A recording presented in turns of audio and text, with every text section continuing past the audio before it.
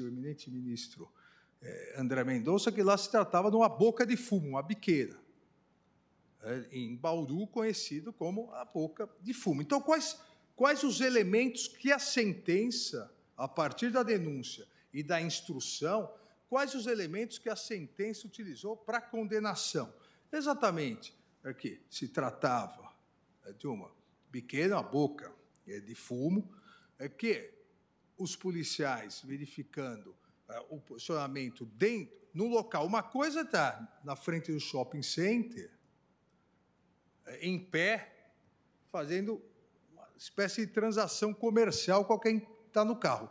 Outra coisa, basta ir em qualquer boca de fumo, é exatamente isso, é um modus operandi. Vossa Excelência me concede por favor. Parte, ministro Alexandre, apenas para dialogarmos. Com a devida vênia, me parece que a questão não é exatamente esta. E o exemplo que Vossa Excelência vem dar agora do shopping center comprova o quanto é difícil reconhecer a estrutura racista que está incrustada em todos. Porque o exemplo... Perdão, ministro Fachin. Na verdade, eu não disse que era um negro, um branco no shopping center. Mas as camadas sociais se diferenciam. Não importa se é um negro ou branco. Eu estou dizendo qual o modus operandi. Qual o modus operandi da compra de droga em bocas de fumo? Qual o modus operandi? As pessoas não descem, tomam um chá, batem um papo e depois se despedem. Porque normalmente na periferia não há chá, ministro. Ministro Fachin, se Vossa Excelência quer levar para esse lado... Não, eu queria falar da há busca. Problema. A nulidade é da busca. Vossa Excelência falou já no seu voto. O que ocorre é o seguinte...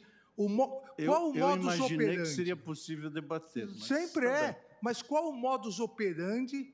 Qual o modus operandi da compra de droga em qualquer biqueira? Qual é? Esse é o quadro a priorístico que incrusta valores e opções de sentido.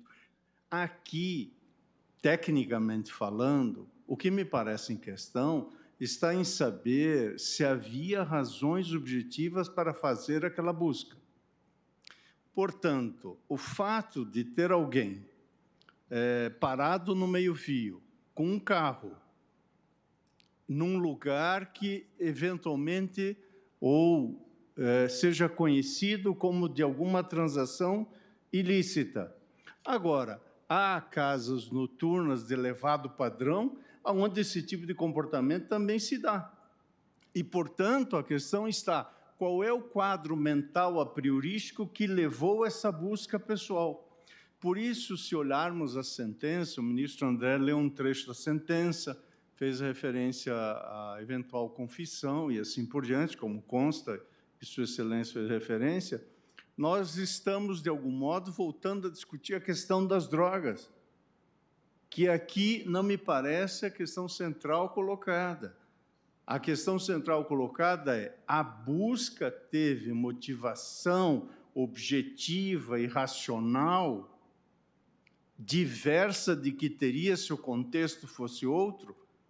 Eu acho que a nossa divergência, portanto, parece-me, está em reconhecer a licitude ou ilicitude da busca. Do que eu estou depreendendo, o voto de Vossa Excelência do ministro André está reconhecendo que, no caso, nada obstante as ressalvas constantes do início do voto, que eu acho que subscrevem, o ministro André não se manifestou, nem Vossa Excelência, mas as observações iniciais do voto de Vossa Excelência do ministro André parece-me subscrever as teses que eu estou propondo. Portanto, nós estamos de acordo com as premissas, em tese.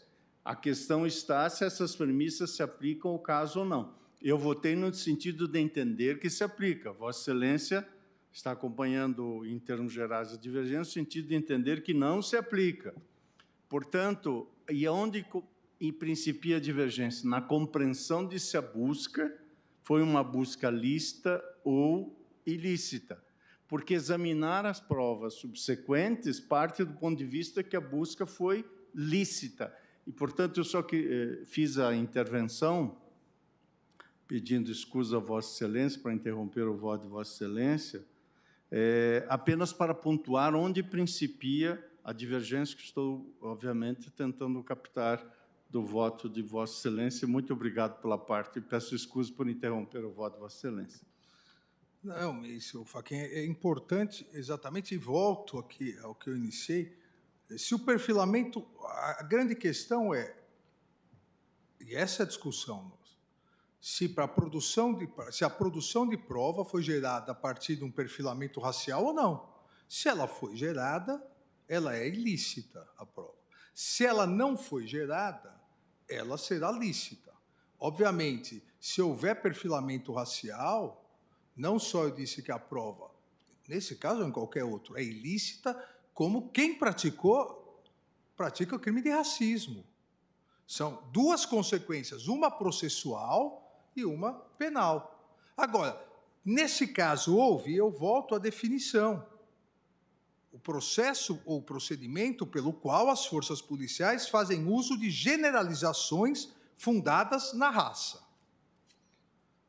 E por isso que, como pergunta retórica, mas fiz, qual o modus operandi da venda de drogas em boca de fumo, em biqueira? É esse o modus operandi. O modus operandi é exatamente esse. Se o modus operandi é correto ou não, historicamente precisa mudar ou não, esse é o modus operandi. Ah, mas numa festa de alta sociedade não é o modus operandi. Se não se faz isso, aquele erro, dois erros não fazem um acerto.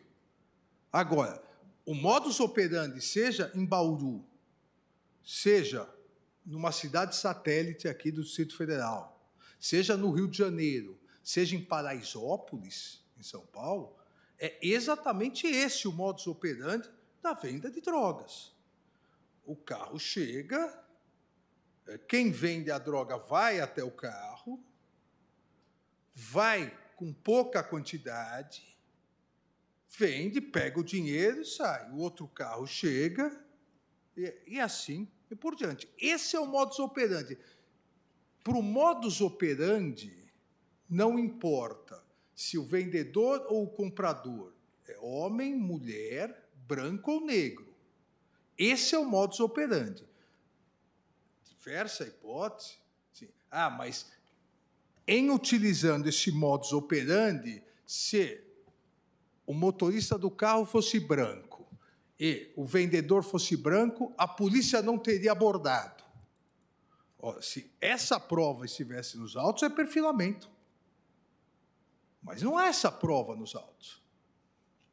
O modus operandi de venda de droga no país todo, na verdade, no mundo todo, é esse.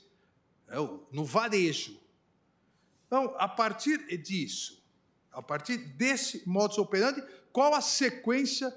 E isso está, e exatamente por isso eu fiz questão de me referir que isso não foi salientado em primeira instância, nem em segunda instância, porque se fosse o Ministério Público poderia ter, dentro do contraditório, colocado outras provas, como, por exemplo, não, esse não é o modus operandi, o Ministério Público comprovaria com não sei quantos boletins de ocorrência, inquéritos policiais, que esse é o modus operandi.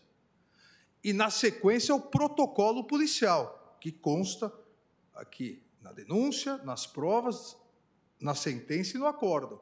A polícia toca a sirene, giroflex, e vai fazer a abordagem. Esse também é o modus operandi policial. Isso